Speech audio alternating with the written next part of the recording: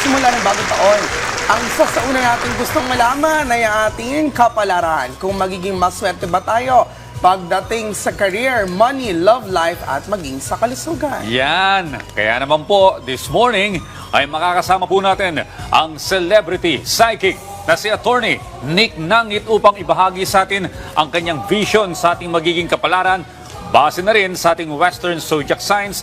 Magandang umaga po, Sir Nick. Welcome back dito sa Rise and Shine Pilipinas. Happy New Year!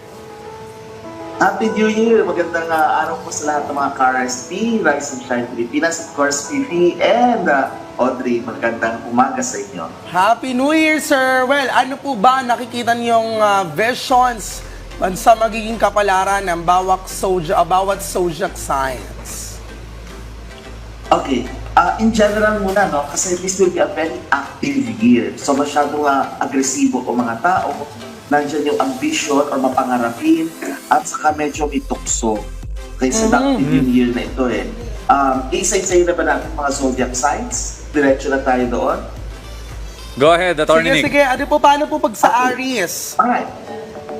Sa mga zodiac signs, well, ang mga Aries, mag-iingat sila sa second half ng taon. So July to December. Yung mga Taurus naman, mag-ingat sila sa April dahil din pagbabiyahe at saka mga kontrata, ingat sila dyan, magpirma-pirma. September to December, maraming pagbabago mangyayari, malalaking pagbabago pagdating sa kanilang kalusugan, sa kanilang pag-ibig, buhay pag-ibig, at sa kaperahan. Sa Gemini naman, ingat sila October hanggang December. Maraming mga major plans silang gagawin at saka yung marami silang matututunan ng leksyon. Okay? Ang mga Cancer naman, ingat sila pagdating ng December. Okay? Dahil yung kanilang temper, iingatan nila. Ganoon din ang mga Leo. Sa December, mag-iingat sila ng yung init ng ulo. Tapos ingat din ang mga Leo sa panahon ng tag-ulan, lalo na sa Agosto. Okay, pagpipirma ng mga kontrata, pagbabiyahe. Ang mga Virgo, ganun din, mag-ingat din sila. Ngayon, lalabas ang maraming mga nakatago, tatamaan ng mga Virgo yan. So, mabubunyag ang mga lihim. Ang mga Libra naman, medyo eksakto lang sila. Yung nga lang, mag-iingat pa rin sila dahil yung mga retrogrades tatamaan ng Libra. Ang mga Scorpio naman, smooth lang yung taon. Pagdating sa katapusan, punta na kasi ang planetang Pluto sa Aquarius at magdadala ito ng mga pagbabago, lalong-lalo na sa kanilang mga pananaw sa katauhan, ano? Mga sangkatauhan. Ang mga Sagittarius naman, November hanggang December, again, mag-iingat sila sa pagbabiyahe at mga pagpipirma ng kontrata. Ang Capricorn at saka ang Aquarius, pareho sila. Mag-iingat simula Mayo hanggang Oktubre at maraming revelasyon ulit. At ang mga Pisces, ingat sa June hanggang December, lalo na sa trabaho nila. Kasi sila ang unang makakaramdam ng tinatawag nating karma at saka ang pagharap sa realidad. So yan ang summary ng ating mga 12 zodiac signs. Ito, Attorney Nick, para sa business side naman, no? Kasi ako, Aquarius, at si Prof. P ay Pisces. Oo. So, kamusta po ba yung magiging lagay ng ekonomiya naming mga Aquarius at Pisces? Okay, maraming pagbabago kasi ngayon pagdating sa ekonomiya, dahil nga active ang taon, magiging maganda. Tama yung sinabi ni Dayan kanina entrepreneurship. Ibig sabihin, kung gusto mo talagang umunlad ang buhay mo, ngayong taon ito napakaganda para sa pagsisimula ng bagong negosyo. Kasi sa lahat ng mga animal signs, if we look at the Eastern astrology, ang dragon should start pa lang sa February 10, no? Ay talagang tinutukoy nito yung mga innovations. So maganda ito para sa negosyo. Ngayon, siguro banggitin natin ano yung mga magagandang negosyo this year, no? Both Eastern and Western astrologies. Multimedia. If you are into social media, mga businesses related to that, or public relations, maganda yan. Architecture, brokerage, finance, sales and marketing, okay yan. Pharmacy, all kinds of design. So, interior design, fashion design, photography, arts and culture. Magbabalik na yan. Okay, fertilizers, chemicals, at lalo na yung mga AI or artificial intelligence related businesses. Lahat ng zodiac signs. Sa lahat, okay. Gusto ko sana itanong kay Attorney Nick, yung particularly yung Scorpio, Kasi may nagpapatanong kung ganun din po ba yung... Scorpion Sagittarius. Yeah, ganun din, for all. So, mamili na lang kayo kung ano yung mga gusto niyo. Kasi ang mga Sagittarius, they love freedom. So, gusto nila, yung mga malaya sila. So, pwede yan sa larangan ng edukasyon, i-push nila kung ano man ang gusto nila dyan. Sulat, kailangan sila education eh. Yung mga Scorpio naman, they love water. So, maybe photography related to water. So, mga dagat, ganyan. Arts and culture for Aquarians, okay? So, kasi liberal ang mind ng mga Aquarians eh. Ang mga Pisces naman, water din. So, anything related to water, like travel related to water, maganda yan for them. So, pili na lang kayo kung ano yung talagang gusto ninyo. Tapos, kaugnay ninyo dun sa mga businesses na sabi natin. Ayun. Eto, mayroon akong controversial na tanong, Attorney Nick. Paano naman itong mga artista? Etong mga artista, politiko, o yung iba pang mga kilalang personalidad at mga events, ano po ba yung mga nabivision ninyo for 2024 sa mga kilalang personalidad? Okay, alam mo, simulan natin, ang ganda ng tanong mo, Audrey, kasi simulan natin sa pananaw ng mga papanaw. Okay, sorry, hindi tayo magsisimula. Kasi maraming super sikat, mga kilala talaga ang lilisan sa 2024. No? Lalo-lalo na sa 4 na larangan. Ito ay ang politika, pelikula, musika, at relihiyon. Diyan manggagaling sila. Ngayon yung mga hiwalayan, medyo mapapawasan yan eh. Hindi kagaya ng 2023, di ba? Kasi ngayon, ang Venus, ang planetang Venus, ay nasa direct motion na. Ibig sabihin, kasabay na ng planeta natin pag umiikot sa araw. So, yan ang kaibahan. Therefore, it means magandang panahon ito para sa pagpapakasal o pagkakaroon ng anak.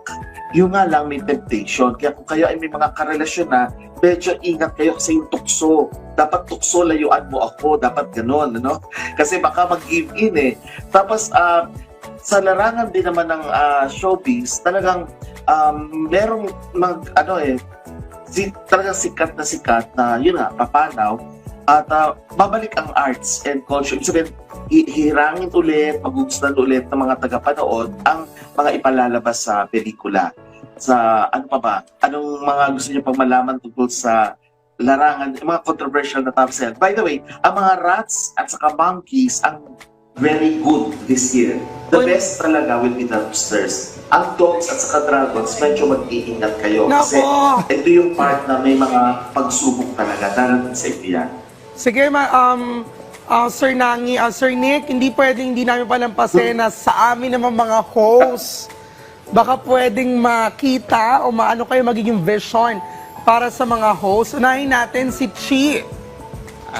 Chi Atienza. Si Chi, yes. Alam mo, ready yung cards ko eh. You can give me a random number for my tarot cards for Chi. Okay, for Chi, if I'm not mistaken, 24 yung kanyang birthday. 24. 4. Sige, 4, 5, 6, 7, 8, 9, 26 pala, 26. Sorry, Attorney Nick. Okay, any number naman. Okay. 26. Ito, 22, 24. Ayan.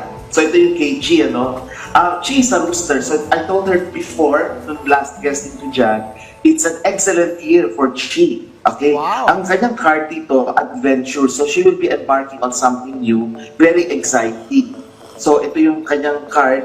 So, yes, go for it, whatever that is. Kasi, lagi ko sinasabi, pag excellent ang year sa'yo, everything you touch will turn to gold. Ibig sabihin, magaan ang taon para kay Chi. Wow, parang never naman minalas yata si Kaya Chichi. nga eh. How about si Dayan Medina? This year. Ano bang birthday ni Dayan? Dayan Medina is November 5. November 5. Yan. So 5, piliin natin yung 5, 4, 5. Okay, si Dayan naman, I don't know, anong year niya, kailan siya pinanganak, Chinese year. Pero I told her, as a Scorpio, and yung Chinese sign niya, she's also going to be very good. Mas uunlad na pataas. Ang card na nakuha ko sa kanya is number 3, which means she will still be in communication and she will really excel. Okay, marami siya ma-accomplish this year, lalo na pagdating sa family. Wow! Yeah, very good yan. Sige, how about si Dayan Querer na bukas mag-celebrate ng kanyang Bukas. birthday? Year of the Earth Dragon. Dragon. Earth Dragon si Dayan. January 2. Birthday ko, January 2, 1989. Ako ay Capricorn. Yes, Capricorn, give me a number, Dayan. Gusto ko 7. Ayan. 7. Sige, 2, 3, 4, 5, 6, 7. Okay. Okay na yan. Alam mo, Capricorn kasi money, financial prosperity, yan talaga papunta sa'yo. Ngayon, medyo mabigat lang kumita ng pera. Kasi yung mga paglalaanan mo, pero okay lang yan kasi you've always been doing good dharma. Ibig sabihin maganda yung tinatanim. Puro kabutihan, kaya magiging magaan din itong taon ito despite your being a dragon. Ang card mo, aloneness, kasi you will feel soul searching. So medyo mag-withdraw ka na from being always naka-highlight, laging nasa labas. Ito yung card mo, no? So, aloneness, but it means inner introspection. So, introspection for you to become a lot better. So, yan. Ayun. Thank you, Attorney Nick. O sige, ako naman po. Ako naman, February 22, Pisces. Dog. Yes. Dog, number Number 6. 6. 1, 2, 3, 4, 5, 6. Okay. If naman, okay. Since Pisces ka, alam mo pwedeng love eh.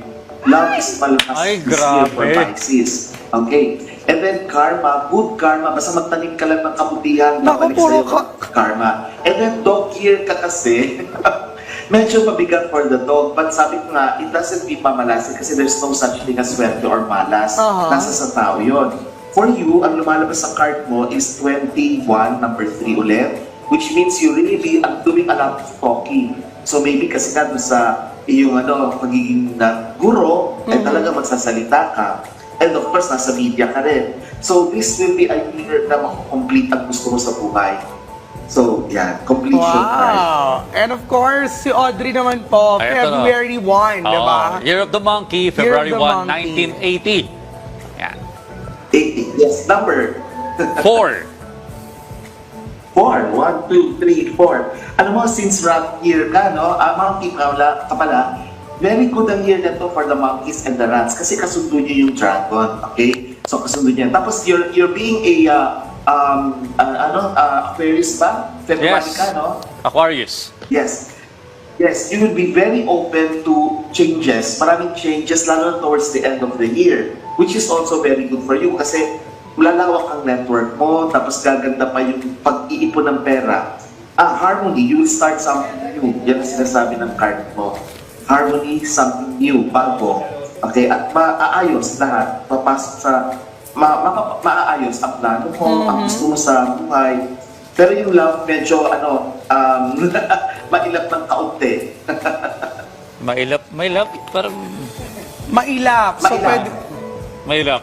mamaya explain ko sa'yo ba't mailap, Audrey. Okay, maraming salamat, Sir Nick. Medyo excited. Excited kami sa mga sinabi Yes, mo yes. ngayon 2024. Alam mo, super love ko si Sir Nick kasi the time na sinabi niya sa akin, alam mo, dapat nasa studio ka. Dapat host ka ng studio. After na biglang pinag-usapan sa meeting natin na maging part na ako ng studio. Thank you so much, Sir Nick. Galing. Ayan. Thank you, Sir Nick, for being with us this Yes. morning. And I hope to see you soon. Thank you so much. Thank you so much. Thank you. Happy New Year to all.